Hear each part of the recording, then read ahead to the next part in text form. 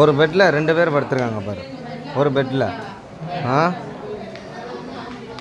பெட்டே இல்லை. இத்தினூண்டு வார்டு தான், பெட்டே இல்லை இங்கே. என்ன பண்ணுறது?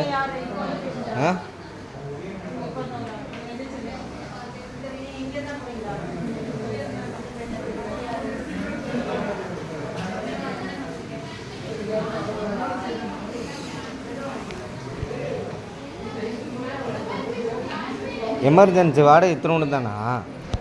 அம்மா எமர்ஜென்சி வார்டு இத்தினோன்னு கேட்கக்கூடாது. போய் அந்த முதலமைச்சருக்கு லெட்டர் எழுதுங்க. எமர்ஜென்சி வார்டை பார்க்குறதுக்கு டாக்டர் நர்ஸும் கம்மியாக போடுறீங்களா, அது என்னன்னு கேளுங்க. கேளுங்க, அப்படியே பதில் கிடைக்கான்னு பார்த்துக்கோங்க.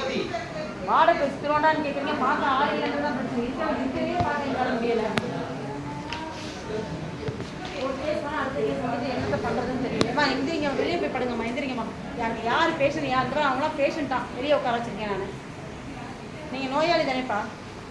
குழந்தைங்க கூட இருக்கவங்க தானா?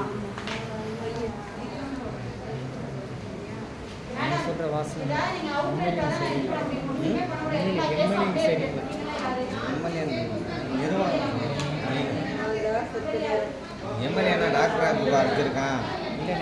நிர்வாகம் சரியில்லை. ஒரு பெட்டில் எத்தனை பேர் உட்காந்துருக்காங்க பாருங்க. கோட்டா பிடிச்சி அனுப்பிச்சி விட்டா தெரிஞ்சு. ஒரு பெட்டில் எத்தனை பேர்? 3 பேர் இருக்கு. அங்கே பாருங்கள், ஒரு பெட்டில் எத்தனை பேர்? 3 பேர். அதில் 2 பேர், அதில் 2 பேர், அதில் 2 பேர், அதில் 2 பேர். இதெல்லாம் நல்லா இருக்கா?